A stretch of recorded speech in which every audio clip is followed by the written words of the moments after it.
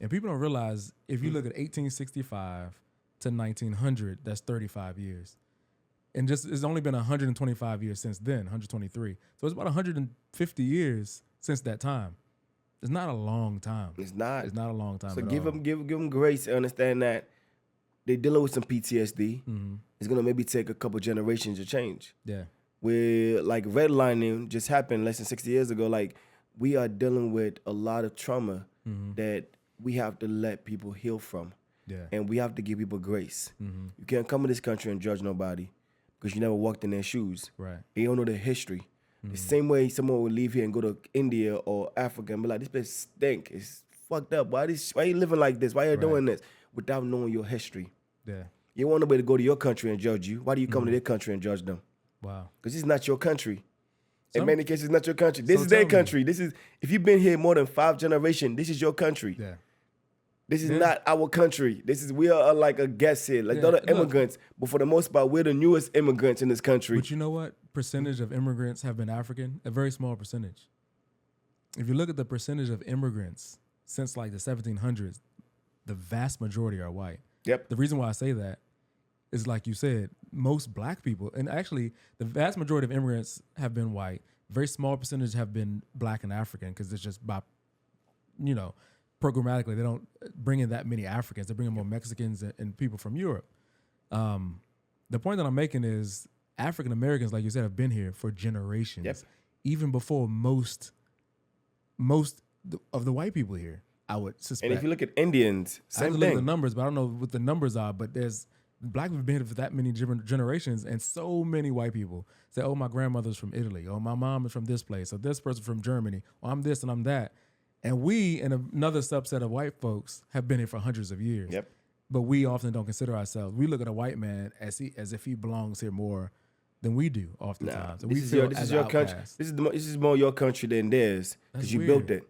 And I think in that space, man, you come in this country and, oh man, I don't allow black. Like, my God, like how dare you? Yeah.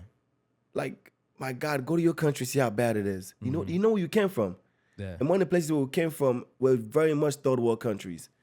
From anywhere, it is like it's not as like advanced as we can. And when you come in a space like this and you're not willing to humble yourself or even give people grace, I understand I'm able to come to this country and do what I do is because of you guys. Bro. So thank you. I'm blown away right now. You know why? Right. You know in Australia there's the Aborigine. I never considered that African Americans in some ways, of course Native Americans as well, who were here occupying the space even on a larger scale. I never thought of myself that way. And we're not even going to get into the fact that when they came over, they didn't kill all the Indians, obviously, because they had the reserves. And they didn't partner with the Indians, obviously, because they weren't whatever. Yeah, they were separated. In many ways, because the vast majority this is so much history in like a small period of time, the vast majority of slaves went down to Central America, to Haiti, to Brazil. That's the vast majority went to Brazil and Central America. The small percentage that came here, people don't know this, a lot of them were mixed in with the Native Americans. Yep. The Native Americans taught them how to farm, taught them how to do these things. And while some black people get made fun of and say, oh, I got Indian in my blood. No, a lot of us do have mixed Indian. So in more ways than one, not even just 400 years since the 1600s, but it's even centuries before that or millennia before that. Who knows that we were here as part of the Native Americans. But now we're relegated to Native Americans in large part to the reserves. Reservations. And those that are mixed in. And African Americans sitting out barely participating because we feel like we're so oppressed. We're like Aborigines, like the Aborigines that are kept out, or like in South Africa, the people that are in not the favelas, that's Brazil. Same thing. People migrate from all over the world to Brazil, and the native blacks, the folks that have been there for hundreds of years as slaves, are relegated up to the favelas and in the mountains. It's a really interesting. It is. The thing about it is think about.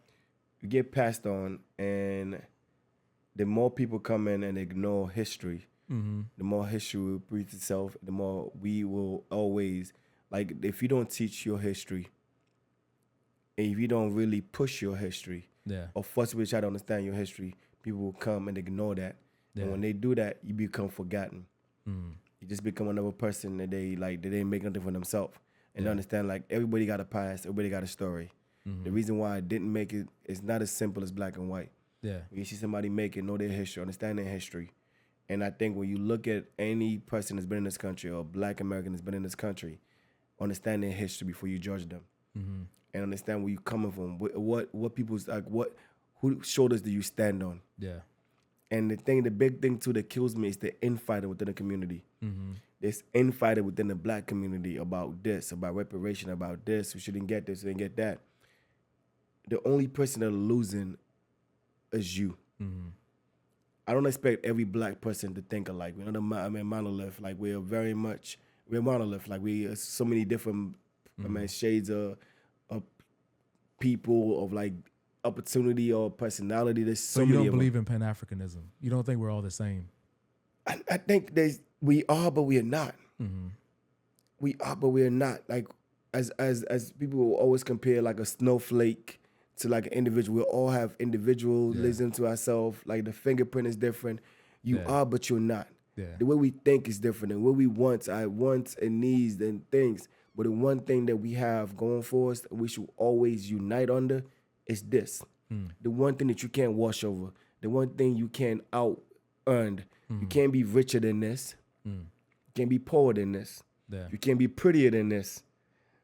You can't be uglier than this. This remains the constant. Yeah. No matter whatever change in your whatever change, this remains the same. Yeah. You can have many PhD, they see this. You can be the dumbest person ever, they see this. Yeah. You know, This does not change, and this is the reason why we should unite. And if we can figure out a way, if starting with you guys, if black Americans in this country that have been here, they understand, start uniting, it trickles down to the rest. Look at the George Floyd situation. When they started fighting, when they started going through it, man, when they started rioting or going through that or even protesting, guess what happened? That trickles down to all the other countries. Yeah. Black Americans lead the way in a lot of situations. They have more power. Black Americans in this country have more say than they think they do. Yeah. They have more power. And if they can unite as one, I'm not saying like all they got to think alike.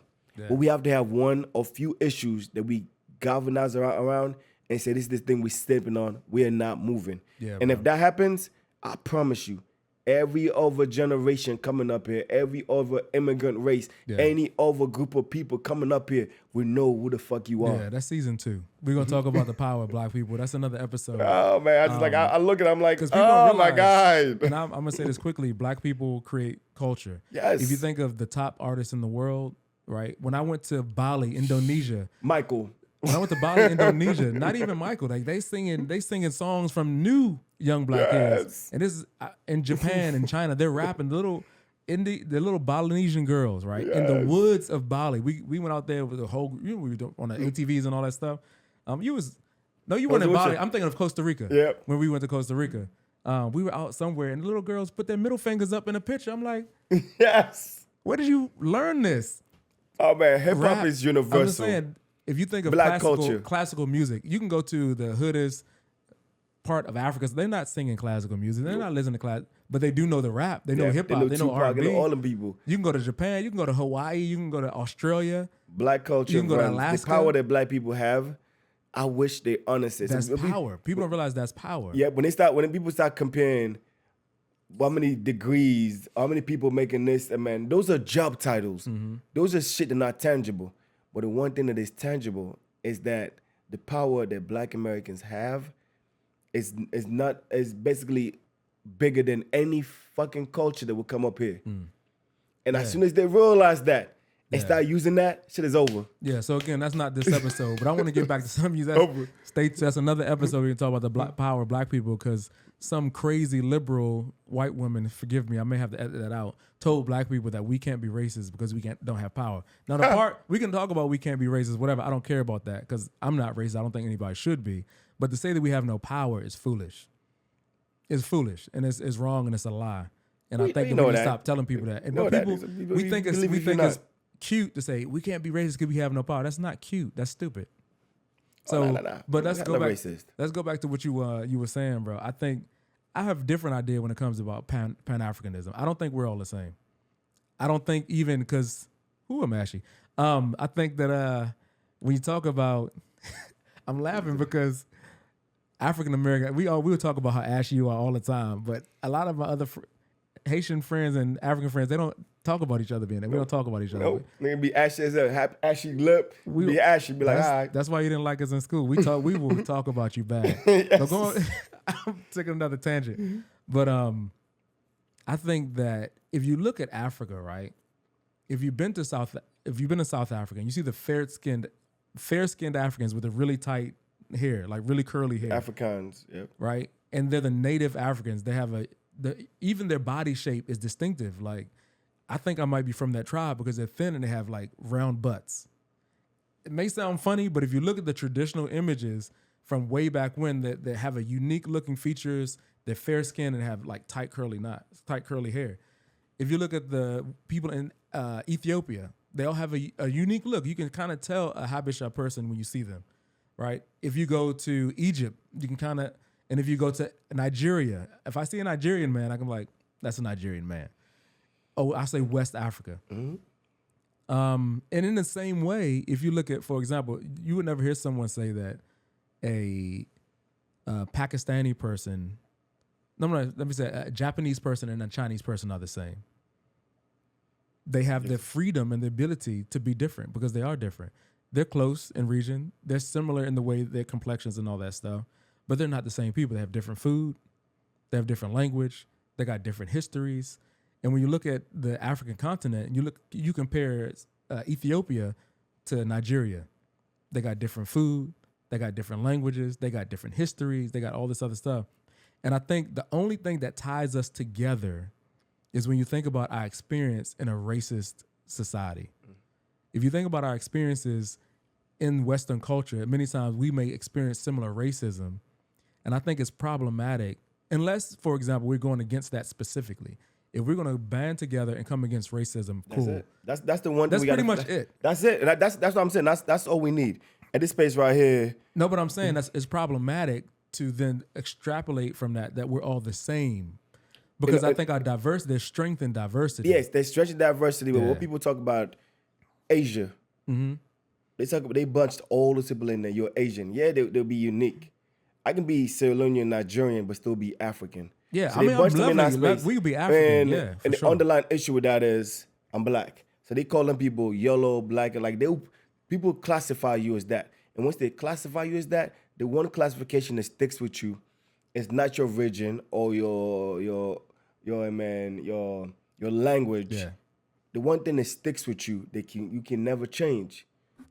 At least you can try to. Right, it's your skin. And that's what I'm telling you. I think that's problematic. And we may not have time to get to it, but I think if you think of it if it's in terms of white people's gaze, if I define myself in terms of the white gaze, I'm not a psychologist, a psychiatrist. I can't really put my finger on it right now, but I feel like that's problematic. I think there's ways that we can put ourselves together. We can come together and whatever.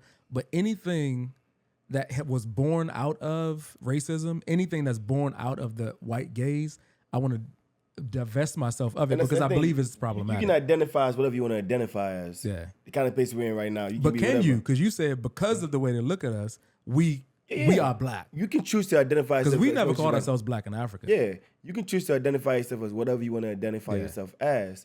The rest of the world's going to identify you what the hell they feel like doing. And so that's not the rest of the world. That's my point. And everyone's going to look at you. I said the only way we can change that narrative is first, we need to be honest with ourselves and fix this issue. Race is very much a thing. And if we don't admit that and deal with that and walk through that, we forever be trying to repeat that or trying to fix that white gaze. There's no changing it unless we walk through it. So let me tell you this. We got to fix that. The world is 70% black. And I think because we need a psychologist on the show. You know the thing about an elephant tied to a post. You keep him tied to the post, he fight. He realized they're too strong. It's too strong. I can't get away from this post I'm tied to. You can untie him from that post and he won't move. Because it's psychologically tied. Yeah, right? Even dogs the same way. So what I'm telling you is I think that we can do that. I think that for us to do that is more internal work. I think it's more internal work than anything else. And I think part of that internal work that I feel like we need to do is to divest ourselves from every one of the identifiers, divest ourselves from all of the stereotypes, to divest ourselves of all of the groupings and definitions that they have given us or that we have given ourselves just in light of their government, in light of their oppression, right? So I think that if we take the time and say, wait, let's erase all that they gave us, that they dictated to us and say, who are we? We Africans, great. Let's put that on a whiteboard. We're Africans. What does that mean? Well, I'm West African, or I'm Sierra Leone. What does that mean? We're very hospitable. We're kind people. Like, I'm descended from, Nigerians. We're the best looking people. So you said Sierra Leoneans are the best looking, but I'm saying I think we need to consider, like when I'm in a group of black people and say, we black and we this and we that. I love being black. I wish, if I could decide, I would have God birthed me in Africa at blackest star. Like, I love who I am, but if I had to choose something else, I want to be a black man born in Africa.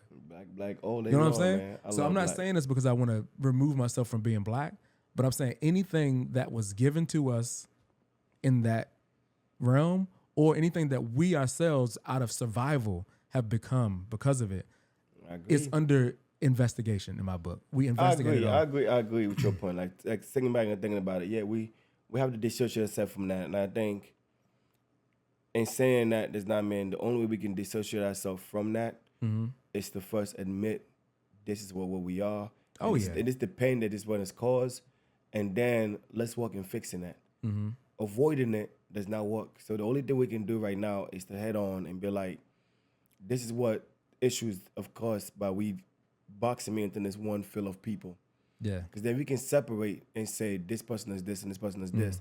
That makes it a little easier. Africa, the reason why Africa was so much of a thing, there's so many different languages. Everybody was unique. Nobody was this and this. You were from this village. You was from this village, from this town, from this town. That's what Africans are. Yeah. You're not this person or that. You're never a black man. Yeah. You're from this country. You're from this village. You're from this place over here. Before they came in and set boundaries, we didn't have any. Yeah. It was a land without no boundaries. Yeah. Where you're connected to your little village, and you grew up in that village with their culture and their ways of doing things. That was you. Right. So that's what Africa was. As an African man, that's who I am. I am an individual that represents this side of me. As a Sierra man, or as a Mende man, which is one of my tribes, Mende and Limba man, like I follow those things. They still practice most of the things, most of those tribal things, good, bad, or indifference. They still practice them. So because of that, for us, it's very much different. In this country, there's never nothing that separates you from that. There wasn't a grouping where you can be like, I'm from this sub-country. No, you were all bunched into one. And the only way that would change if you as an individual, you as a black man, can separate and say, I have seen this. I understand that I'm a black man in a country that looks to me as just that. But I am also a very gifted singer. I am of this. I am from this subgroup of people. I am also Nigerian. You can be all those things. But the only way we can deal with that is if we, as black people of black men, really talk to the mass people are saying, yes, I'm a black man, but I'm also this different things. Yeah. And I don't want to be only defined as being a black man. Do you think that's first? We need to define ourselves as black in light of white people and racism. That's the most important issue for black people. We got to face that. Wow. You understand? That's the reality of it. And then let's go from that. Wow. Without having our field conversation all out, if we try to run from that, it's going to keep following us. We need to first admit that this is what we are. If we can change the narrative, we can change whatever. Even if we change the step and start calling ourselves brown people, they're going to still think, oh, you brown motherfuckers. So let me ask you a question, though. So you think that in this country, in this world, racism is the number one issue that's affecting black people? Racism. That's been the only thing that can probably, racism is not the only thing. No, I mean, most important. Like, if you had to list 3 things, if God or a genie, somebody came and said, I can fix 3 things, or I can fix 1 thing, because I'm asking you what's most important. One thing about black people in this world, for black people, That's easy, man. would you say that would be racism? It's not racism. Racism for them. For us, it's mentality. For me, it's the mind. So we agree then. So Yeah, the reason the why I mind asked you has to that, change. I didn't think you would say yes, racism to that question. So with that, and we can't see the notes on my board, I often ask people, even though that's the most emotional, it's the most like we have a seen enemy. Oftentimes we have an enemy that you can see. Racism is not a problem for us. It's for them. Right. So that's what I'm saying. Racism is like, never an issue for us. yeah. It's for So them. for us, if I'm fixing my family, if I'm trying to teach my boys and my sons and my nephews what to do, the number one lesson won't be about racism because I think, yeah. But You a can't lot of help how people look yeah. at you, but you can help how you look, how you present yourself. That might be lesson number 3. Yep. Maybe lesson number 4. Yeah. But lesson number 1 is who are you? The way you look at me, Who are we? That does not change the know way what I'm I saying? am as a person. Right. Like the way you look at me, you can look at me any kind of way. You can look at me as a black man or this or whatever it is. It's the way I carry. It's about long mentality. as you know who you the are, strongest, that's first. The strongest muscle in the body, the brain, we don't use it as much. Like the imaginative, like you was talking about that.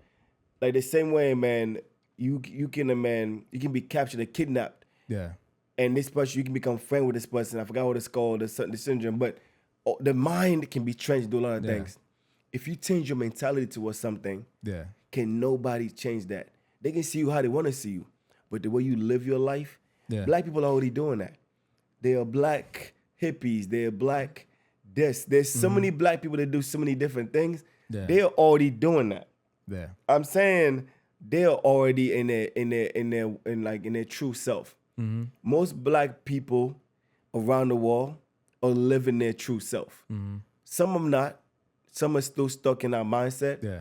But that's over the time, over generational. That's why some of these kids nowadays, you talk to me like, I don't see racism. I don't see racism. I'm not going to experience racism because they have friends that are all over the world and all over the places.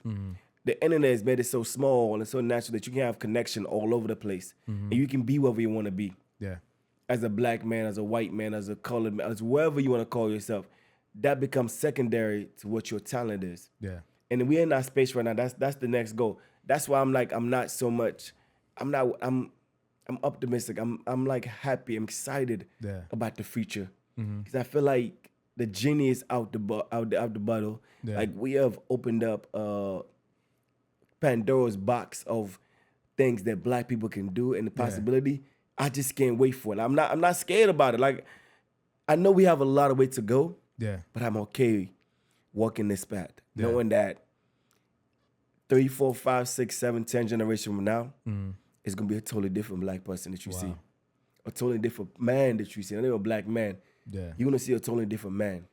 So let's summarize what we talked about with the because the main thing I wanted to talk about was that like the relationship between Black Americans and Black immigrants, if you will, immigrant families, first, second generation. What do you like right now? If you had a message, could you said a lot. We said a lot. Like if you had a message either for Black Americans or Black immigrants, what would you say is the next step? Black Americans, I would tell them, know yourself so nobody can define you. The rest of the world wants to define who you are. Own your strength. Like own it. Know that you are kings and queens in your own right. For immigrants coming in this country is to stop and really think, why am I able to get to this height of success? Who opened this door for me to get to that space? Not just like doing MLK Day, you make some speech and learn about MLK. Or doing Black History Month, you learn about different Black history of Black people that made it possible for you to do what you do. Every day, you need to thank a Black person that's been in this country, understand, saying, thank you. Yeah. Because of you or the sacrifice of your people, I'm able to come in and take care of my family back home. Wow, that's deep. Or do different things. I'm not saying grovel, but I understand. And understand like the reason why you do this. And then give them that lead. And then let's work together to figure out like how can we close these gaps. This emotion, because the PTSD is real. They're dealing with a lot of PTSD that is deep in this country. It's not because the opportunity is not there. It's because for many years the opportunity was taken away. And like you said, they are the elephant that's been put next to that situation until you can't do this. Right. Now they're taking the chains out. Like, you go free. Nigga, like, I'm scared. Right.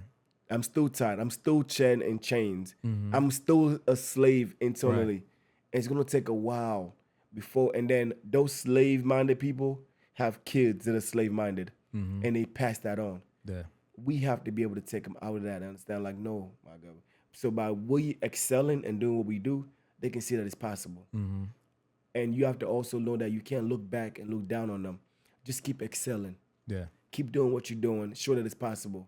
Showing that the next black president is possible. The next woman president is possible. When they see it, the more of black people we see it in high places, the more that we see that it's possible, the more you basically, the people coming up can see that it's possible. And they will fight for that. Yeah. There is no glass ceiling. It's just a lot of it's in your mind. You go as far as your mind will let you go. Yeah. And that's what I want to tell, like, those people and then Africans. It's like, be thankful that you're able to come in this country and do that thing. Because the opportunity that you get here, that you gotten here, we would never have gotten them if it wasn't for them. Even Haitians doing what they do in their country and freeing, being the first free, they fought an entire country, like one of the most powerful country, the most powerful navy, and beat them. And then they turn around and help every other enslaved people try to free themselves. So those are all the people that I talk about. Man. Yeah. And you have to understand those histories are the reason why we are able to do what we do right now. And those people that sacrifice themselves, they will never get the what. And sometimes they don't want that. They don't want to be famous. A lot of people that are not MLK. There are a lot of people that sacrifice their life we will never know about. And then I don't think they want to be known. Yeah. And they're okay doing that. I just had an image, bro. I had an image of, like, so we had the years of slavery, the years of oppression. I think Jim Crow did more damage. Yep. And pre-civil rights, I think that did more damage to black people's psyche than slavery ever could. But so you're that elephant, that strong animal that's been beat over the head, been cut and stabbed all this time. It's like, now he's scared. But they release the chains and he's free. They lay out the red carpet, but he's like, nah. Yep. I don't trust you. He's so used to being in that situation of fear. Right. They can't leave no more. You got elephants that have been in Africa eating mangoes. You're like, you know what I'm saying? You ain't coming out? Right. The thing is, it wasn't easy. It's not like it was it was, in many respects, I think it's paradise. But when you consider it to man. I grew up, I ain't nobody under this shit. They say I grew up in a space, for me, America is amazing. But I grew up in a country where I felt so free. Yeah, so let me finish this story though. So you got the elephant that's here, that's been enslaved, that's been beat, tied to the post. So finally, this elephant, strong animal, this powerful thing, has been released and told, "Oh, you're free now. And here's a red carpet. Come and participate in the system that we've built for you to participate in." And Black Americans are like, some of us go, some of us get slapped off the track or whatever, but many of us go. Some, not many. But then you got Africans and you got Haitian immigrants and other immigrants that come in like, "Oh wow, look at this red carpet. It's not easy. It's work. It's a system. I'm still going to work." But then they charge the red carpet. They charge it. And they going into and they work in the system and they killing it. While African Americans are still sitting back like, I still don't think it's for us. I still don't feel comfortable. I still don't trust. I don't feel like, like I told my cousin saying, "Nah, I'm not going to go to medical school." They're waiting for that next shoe to drop. But that's crazy. The image I have is like the black people are here. The red carpet has been laid out for us, but we're almost like, we tried that in Tulsa. Yeah. We had room in Tulsa. We tried that. We tried that in Oklahoma. We tried that in Atlanta and other places, and we got cut down. The Africans are like, we weren't here during Tulsa. The Haitians and the Caribbeans and the Dominican Republic are like, we weren't here. We don't know nothing about that. He marched right in. Give me my doctorate degree. Give me this degree. It is not their fault. It's not a bad thing. But it's like you said to us that African Americans need to get our psyche in line. We need to understand that there is a oppression that is internal, which is always more powerful than the real live external oppression. Things that should be taught in school, they're not being taught. I think outside of financial literacy, another thing that should be taught in school is emotional wellness, but I'm trying to see what I'm looking for. Emotional maturity. And understand, how do you, as a black man and living in this country, how do you identify? How do you overcome years of trauma? How do you get away from the wall after you've been chained for so long? The system that's been keeping you down for so long. How do you move away from that system? Right. Jim Crow, now the jail system, where 1 out of 4 black men, I don't know the number, but like it's coming close to that, is going to get arrested or put in jail and wrongfully accused, Right. and put in a space they lose all their rights. How do we turn around and still push through that? How do you ignore all the red flags and continue to go on? Yeah. Because that's plenty of red flags. Imagine going to a relationship, a very abusive relationship. It's been beaten up back and forth, back and forth, back and forth, and keep coming back saying, "I've changed. Yeah. Trust me, I've changed." Yeah. And you keep getting your ass beat. Everybody else keep looking at you. Why you keep going over there? You stupid? Right. No, man, he's changed. He's a better person. That's what America is to black people. The minute we get comfortable and be like, it's a better relationship, it beats your ass again. It knocks you down a couple notches and tell you you're nothing. Whew. I like to think we've overcome, but it has definitely been the reality. The reality is not. Every if you time think back we from get the beat. 1600s to now, it's been more of that. Yep. It's a very abusive relationship, but that's the thing. The way we get out of that, our abusive relationship, it's not finding the strength in you to move from that space. Let's name some of those things, though. Like, people don't realize, like, you did have slavery, sure. Murder, rape, forced labor. Then you had Jim Crow, where people couldn't use the same restrooms. People used the front doors. I don't care if you were rich, redlining after that. whatever. You have right? the then you have, 13th Amendment. That let's not give. I just want to lynching. Let's people getting murdered and lynched. Kids, children getting murdered for simple things. Then you have the inability to vote until the 1920s for women. So suffrage finally get able to vote. And then, like, you couldn't go to school, couldn't do all these things, couldn't participate in certain industries. Then you got redlining. People buying houses, and black people couldn't buy houses. So all that wealth that was built up from the 30s, 40s, 50s on to now, hundreds and hundreds and hundreds, millions of dollars, trillions of dollars total in the economy that today, guys my age, 37 years old, because of what their grandfathers were able to buy in the 20s, 30s, 40s, they are better well off now because of redlining. And you had what's the drug policy? The drug policy. The war against drugs. The war on drugs that put so many black men in jail. After the CIA, which has been indicted, I believe, on some counts of being partnered in dropping those drugs in the killing of our leaders and our warriors. Like you said, somebody said most black warriors, these warriors are the ones that would teach or even correct the young boys and lead them in the right way. They're in jail. Yep. Like, they're strong, they're leaders, they're in jail. So there's been so many things up over the course of the last 100 years that have pushed black people back psychologically, and even actually, and even talk about judges selling black bodies, the judges who get kickbacks from prisons who have a quota to meet. All these things are real. As much as I didn't want to talk about racism when I was in high school and coming up, like, yo, we pull ourselves up from our bootstraps. I'm Republican back in high school. That's what 18, I told you when we talked about it. I was like, it's not that easy. I'm like, but as I got older and come to realize, like, no, there's been a lot of crap that's been lobbed against black people in this country. The abusive relationship. And everybody is expecting you to brush that off and get over it. And get over it and not deal with the issue. You've been through an abusive relationship. Yeah. You can't get that. That's something you have to deal with. So that means dealing with therapy. That means like finding a better situation. Like, it's going to take a long time to get from that. Yeah. And I think that's where we have to be honest and have those conversations. Those conversations need to be had. How do we heal? Open spaces. How do we heal? How do we heal as Africans? How do we heal as Black Americans? How do we heal as a people? Yeah. And I just want to emphasize that healing too is not just if I've been through it, because trauma is passed down. Dramatically, even genetically, you pass trauma down. That's why dogs are dogs right now, because dogs were wolves. Yeah. And the gene, how they were able to get dogs to be domestic animals. There's some wolves that were able to come into the villages and be more domestic and protected. Yeah. So they keep those and they bred those ones.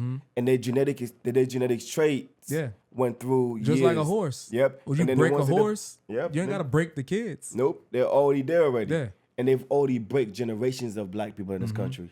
And you think, even on a genetic level, and also I'm thinking like, this has to be true. Like, imagine you holding your baby and you're approached by a white person or something. It may be, think of this as the 1800s or 1900s, early 1900s.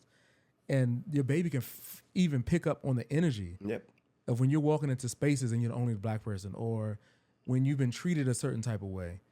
Those things are passed down genetically. Being pregnant and having that. Pregnant, it's passed down genetically, physically, all that is passed down. And like you said, I think we can, if you want to say something else, I think we can wrap up on what you just said. Like, we got to focus on healing from the last 100 years. We don't even have to include slavery in the conversation. It's a part of it, but even the last 100 years has enough that we can spend a generation or 3 healing from. We need to heal. And that's the only way we're going to get better. We need to heal. Bro. Once we heal, we're able to start having those kill conversation. Then we can start talking about how do we, as a people, not a black man or white man or brown, wherever it is, how we as a people excel. Yeah. How do we bring everybody up? Yeah. How do we bridge the wealth gap? How do we do all that? But we can't talk about those other things unless we deal with the issues at hand, which is healing. Sam, thank you, bro. You're welcome, Look, man. I'll say one more thing about you. I can just tell because I feel like you got a little emotional for 1 second when you talk about, because I know personally from personal friends the pain and struggle it is. We come to this country and you got to fight, and you got to work. And your family back home really doesn't care how hard you're working. They do not. Because you're living in the land of milk and honey. You're the one that made it. Right. There's money on the trees. Go get it. Like the NBA players in the hood. Nigga, you the one that made it. Right. Why you can't give us no money? You made it, man. Right. Not knowing the hard work they got to put in every day, sacrifice their body to make it. Right. But even through all that, and I know there's pain there, I know there's struggle that we could talk about for a whole episode or two. You still spent most of the time talking about the grace, like just having grace for black people and healing. And that just shows your heart, man. I really appreciate being you gotta think friend, outside man. Yourself. Yeah. You can't be so self-absorbed that you forget that other people are struggling too. Other people need healing. Yeah. And when you realize that, you look at the world different. Mm-hmm. You appreciate your blessings or your abundance that you have. And also you're able to look at people that don't have, able to give to them. Yeah. I'm a giver. People take advantage of that. I'm okay with that. I'm not gonna change who I am because you're gonna take advantage. That's deep. I've heard somebody say that's deep. I'm never gonna change that. I'm a giver, and if people take advantage, I'm not gonna change who I am. I'm not gonna change who I am. That's deep. Because you're gonna go and take that base, and you're gonna realize. Hopefully, you pass someone without giving you somebody else. But I'm not changing me. Setting boundaries, yes, for my sanity. I'm gonna make sure I step away from it. But I'm gonna keep giving me. Wow. Because the more I get, the more I want to give. The more I have, the more I'm like, it's yours. Yeah. If I win $1 billion a day, a lot of motherfuckers are eating up for that. A lot of people gonna eat up for that. Yeah. Because I'm gonna outlive $1 billion. Yeah. Twice, 3-4 times. Yeah. Y'all come eat. But stuff material stuff don't matter to me. Like the small time don't matter to me. The community matters to me. The friendship matters to me. That's why I give, because I'm like, those are things I need. The people around me matters to me. Yeah. The money don't matter to me. What I drive, what I have, the untapped don't matter to me. Yeah. So I'm gonna keep living my life that way. That if I'm able to, I can give everything today, and if I'm able to go and work and make some more money, I'm gonna keep working and making it. And if there's an opportunity where I can help, I help. Yeah. That's my personality. Bro. Wow. Man, I appreciate you. Bless you, man. More Active Lifestyle, man. DMV. Yeah. Come check us out, man. What's your IG? Oh, at More Active Lifestyle on all, Facebook, Instagram, and man, all of them. Nah, man. Just whatever out there you find me is at More Active Lifestyle. Nah, man. I live the lifestyle I preach. If you can tell, man. Yeah. We live it. We live it, man. I'm surprised you ain't flex or something. I was gonna be like, I lived the life. I was low key like, hey, I live the lifestyle I preach. We getting in there. We getting in there, Phil. I'm working on it. I'm gonna get you together, man. Man, my guy. Yeah.